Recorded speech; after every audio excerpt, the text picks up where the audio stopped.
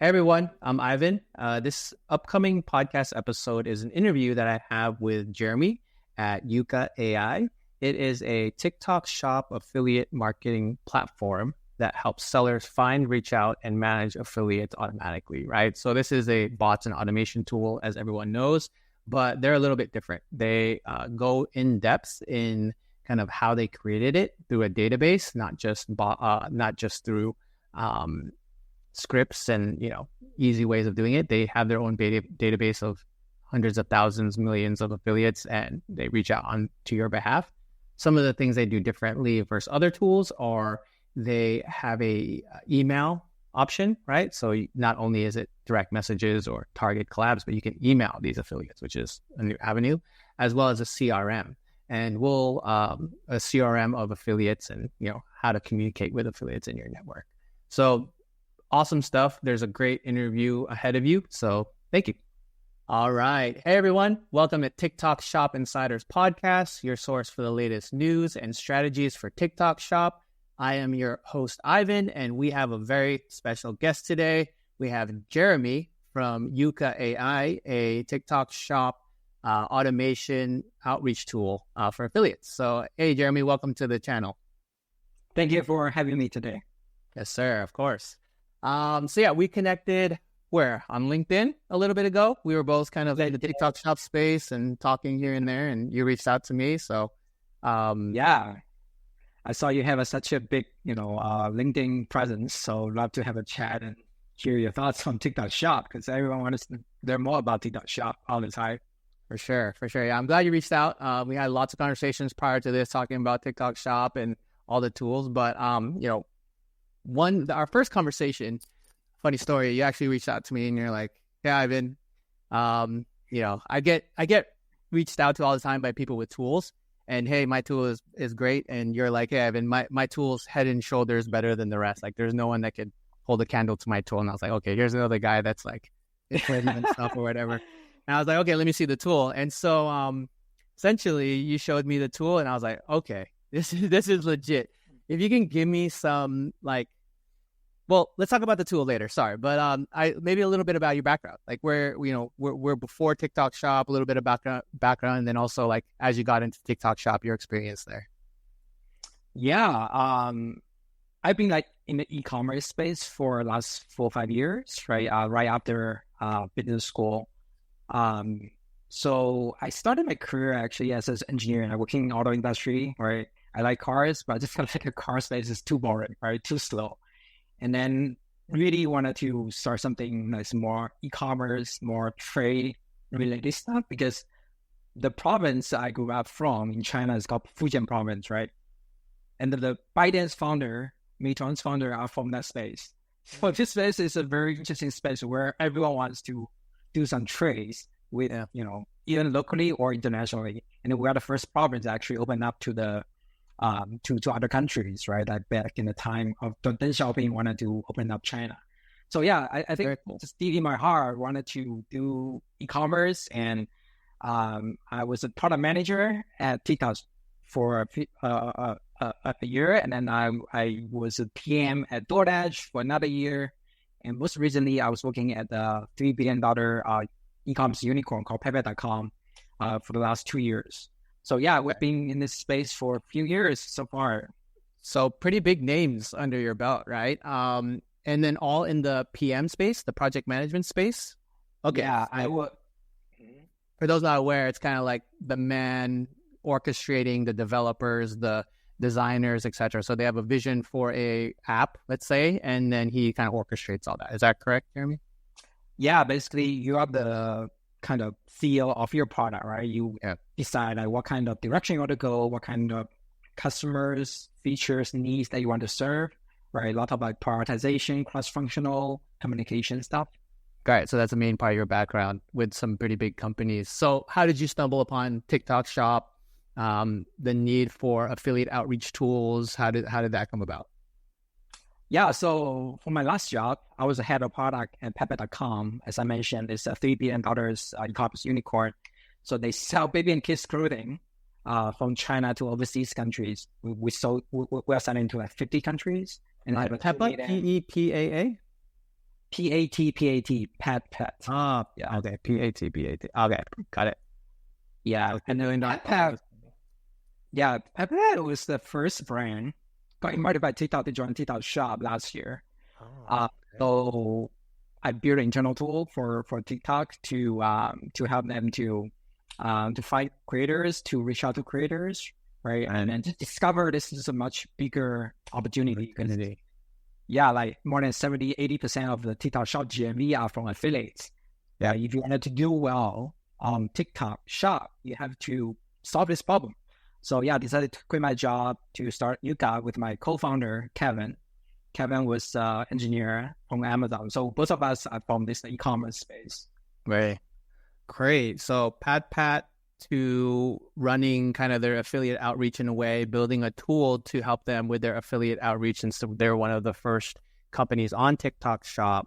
And you saw an opportunity, hey, if they need this tool, every other company is going to need a tool. Let me build it. Right? Yeah, exactly. Love it. And I really believe in the future of commerce. I feel like the future of commerce is going to be driven by influencers. Yep. Micro influencers, etc. Yeah. Okay. So you have the idea, and as anyone listening to this podcast, as myself, there's a handful of other outreach tools out there. Bots, automation, you'll call it. And as I was alluding to in the beginning, you reached out to me like, hey, mine is head and shoulders better than the rest. And I was like, okay, let me prove you. So you showed me the tool. I was kind of surprised and astonished. And, it's another level per se. I will say most of the tools out there, all of the tools are, scripts, AKA, telling the computer to push a button, then push another button, right?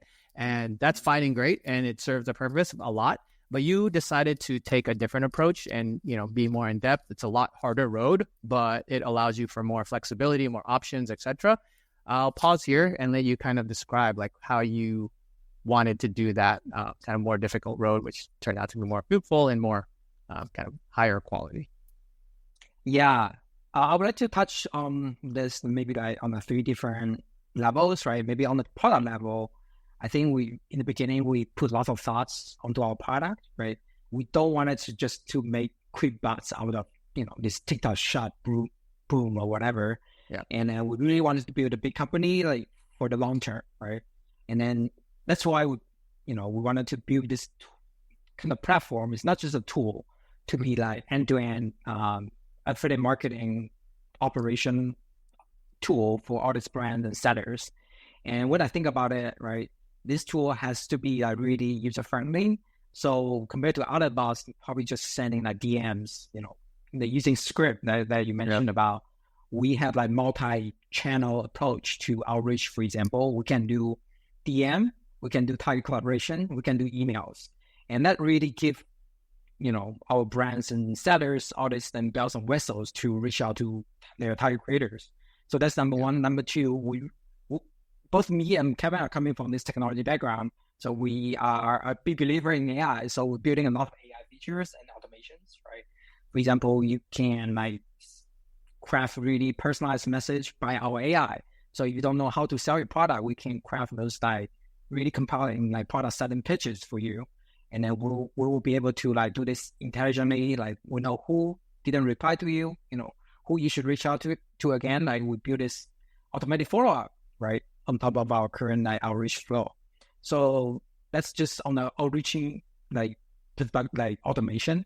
And on the CRM side, we have this tools for brands who continuously engage with their existing creators, right? Whether they're content pending or posted video, we automatically update those statuses.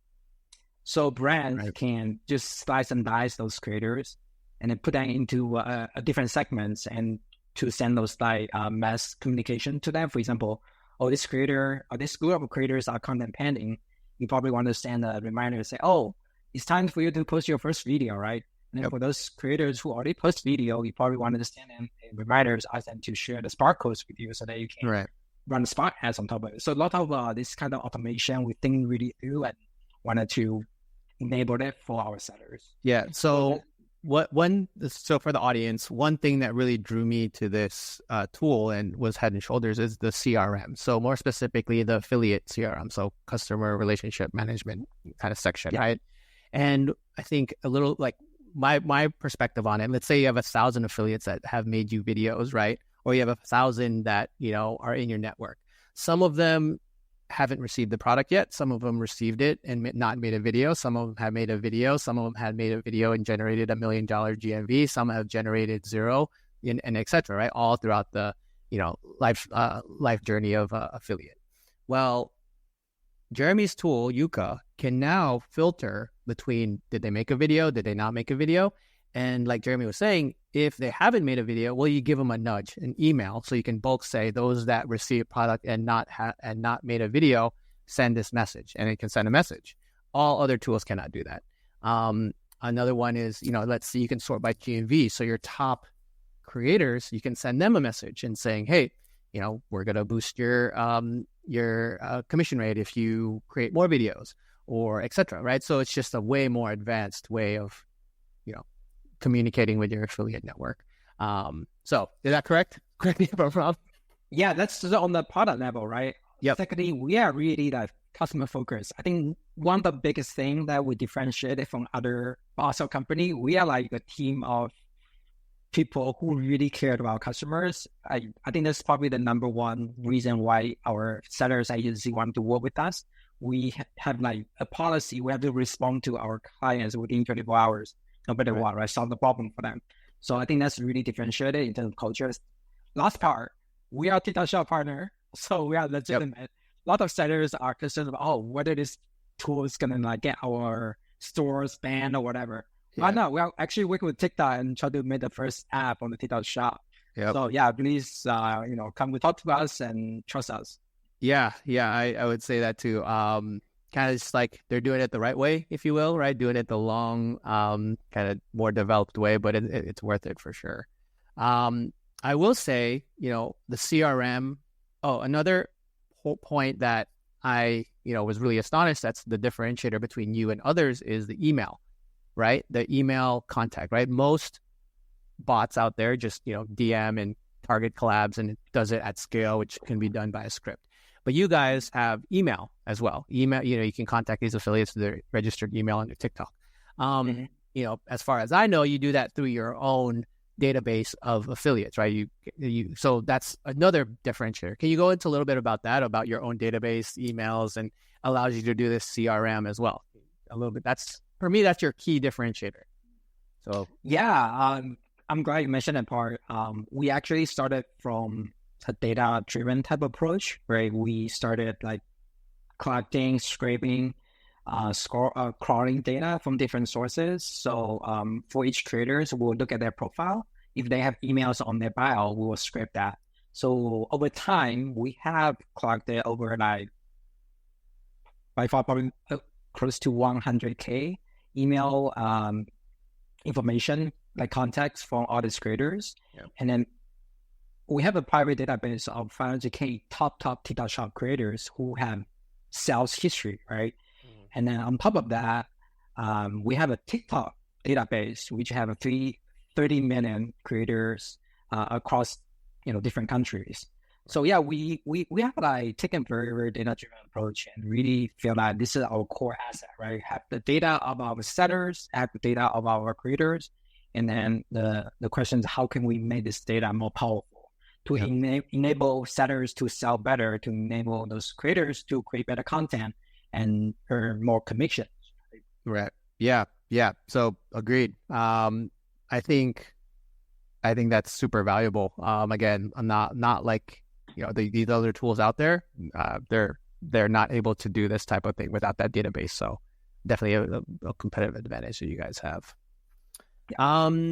All right. So one thing I wanted to talk about was kind of like the future of Yuka and kind of like roadmap and what you guys have in store ahead of you guys. And, how do you see TikTok Shop? But let's start with TikTok Shop. Like, how do you feel the next year of TikTok Shop is going to go in growth, or any ideas or top 3 things that you're looking forward to, or what do you think? Yeah.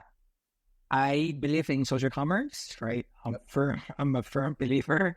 And then I just wanted to quote this sentence from JP, their head of product marketing at TikTok Shop. So failure is not an option for TikTok. Right? Yeah. TikTok has to invest $1 billion into e-commerce, and then they will stay, right? As long as the company, and even with all this like legal, political stuff going on, I feel like TikTok is gonna survive, and that's my belief. And I agree. My data point on that is TikTok's second biggest investor, SIG, is the biggest donor of Donald Trump, right? So hopefully everything works out well. We'll see. We'll see how it goes. Follow the money, yeah. Yeah, but like for me, I'm really looking forward to see whether live could really like take off, right? All of us probably know, TikTok has been dumping all this money into like live. Agencies and brands got a lot of money, sponsored by TikTok to educate those hosts, right? Live hosts and creators, and try to do discounts to run like 24 hours like show, marathon shows to drive those sales. So I think live is pretty new here, but it's a really mature model in China or Southeast Asia. That's what I was gonna say. Do you know the breakdown of lives like GMV versus? Yeah, I just know it's crazy. More like the ratio is a lot more in China than it is here. It's like 50-50. It's up out of my, like, I'm making this up, but like it's so huge over there. But here it's like a fraction of what it is in China. In China, it's actually close to 90%. Really? Like, so lives around like the majority by far. Yeah, majority. And here's from it, right? Like 80 probably affiliate. Like shop of videos, now 10%, probably less than 10% are live. So you think it's culturally, or you think it's mature wise? Like we're not there yet. We just need to get more accustomed, or a combination of both, one or the other, one more than the other? I'd say there might be a mix of the factor here, right? And then historically, like TV live shopping like QVC. Right? You can watching all this like shopping TVs, whatever. And then you will buy stuff from them. And then I just feel like the people wanted to go live to sell a product is not as culturally accessible for those younger generation, right? Those influencers, they are like, what should I do? Do I want to be there, like, just talk about this for hours, right? I think this is a thing that probably a little bit takes time to educate this market, right? Like to actually cultivate good hosts to show some examples, like how to do this well, and then would this be a full-time job for those like creators, right? And that's a question mark to see whether that makes sense. And then from brand side, right, if they run this show for hours, whether the cost of labor, the unit economics actually makes sense, it's worth it, right? I think there's some question need to be answered here, because it's just the cost structure is very different. Like here in the States, labor is so expensive. Like in China, right, a host is not expensive, and it depends. The people, and then all this audience, they are used to this like social, selling, that kind of stuff. They like to watch videos, and here I think like short video is step number one. That number two, go to live. That is more like engage and a little bit longer term of audience engagement, right? They can paint up, and I think it will time will tell. Do you have any live features going expected in Yuka, or that you can talk about? We don't have any live feature right now. In the creator search part, we are working on a new feature where you can search for live creator versus shoppable video, creators. I noticed that recently, more and more people asking for lives, more and more clients and people asking, like, do we have these live ones? And it's hard to tell in the affiliate space of, especially when doing mass outreach, which ones are good on lives. You have right. More. If you had like a database of really good live people that to reach out to, that'd be pretty cool to something that we definitely think is needed. Cool. What else is I guess Yuka? I know you guys, you told me earlier that you hired a couple developers, really kind of key members of the team. Tells me you want to grow the product line. What are some like roadmap things they have going on at Yuka? We have a big vision here. We wanted to automate everything like product marketing for e-commerce, right? And I think like in the next year or so, there are three things we want to do really well. One is like cross-platform, right? So TikTok Shop is our number one stop, but like YouTube is picking up their affiliate program, and Instagram is doing a similar thing, right? So Facebook. eventually, yeah, Okay. Facebook is like Instagram is like currently you can tag actually product in the videos. So we think there's opportunity for us to go across platform because all these sellers are cross platform, right? They have a different shop on different platform, and 90% of our affiliates they also have accounts on other platforms. So I think we would like to go across. You're setting yourself up for cross platform. That's super smart. Yeah, I know we talked about it earlier, but like you talk about the potential ban of TikTok, and like me and you always say, we're not backing TikTok Shop per se. We're backing social commerce and being able to buy these viral videos. So, cool. Yeah. So that's one, cross platform is what you're preparing for. What else are you looking forward to? Then second big piece we're working on is content. So we are working on some AI to see whether we can help brand to generate content at a lower cost or automatically. So just imagine, for example, you already have all these UGC videos, whether we can do a miscutting or like regenerate those videos at a very cheap, affordable rate, right? So you can post 2-3 videos a day, really like drive your sales. So the content generation, content analysis is another part, like whether we can, use AI to analyze massive amount of like social media content, start with TikTok shop video, and then really boil it down to like key components like hooks, CTAs, and angles and that kind of stuff, and help brand to generate those like creative brief, right? So they can make better content. So those two things that really heavily on content side that we are working on right now. Yeah, for the AI, because reposting and reusing content, TikTok will flag it pretty fast. Like, so you're talking about using AI to generate something kind of totally new for the brand. It's not totally new, but like some regeneration, you can still use the majority part of it. Okay, and something to not get on TikTok's radar. Exactly. What's the magic ratio there? Do you know? Do you have one in your mind? Is it like 50% has to, or like 20% has to be new, 50% has to be new? Like, what in your mind do you think? I think like there's no like magic number here, right? Because like TikTok also updating their algorithm very quickly, right? So there are like some signal, for example, some overlay tags, for example, like some CTAs. We can just like use AI to completely regenerate those CTAs, right? And that's kind of stuff. It will help to circumvent like TikTok algorithm at this point. Yeah. Okay. So you got cross-platform content. What's the third piece of the puzzle in your future? Yeah. The third piece is creator enablement. So we are thinking about whether we can build some useful tools for creators, right? For example, like whether we can help them to just sift through all these brand deals. For example, I saw that actually. Recommend like 10 deals, right, for them every day. They can swipe left if they are not interested. They can swipe right to join this brand deal, right? Tinder for affiliates. Something like that. I think it really helps like creators to really like work with the brands they want to work with. They have a better chance to be successful in promoting their products, right? Because this is mutually beneficial. And then nowadays, like all these creators are overwhelmed by all these DMs and emails or whatever. Yeah, so that's something that we wanted to go. In the groups I'm in, that's one of the big things for creators. They're getting all these messages. Not only are they getting these messages, but they're like, I'm getting emails, and I know some of them are valid. I need someone to help me figure out which ones are the valid ones or not, or whatever. Exactly. So, but do you have open communications with your affiliates in your network now, or is that something you intend to build going forward?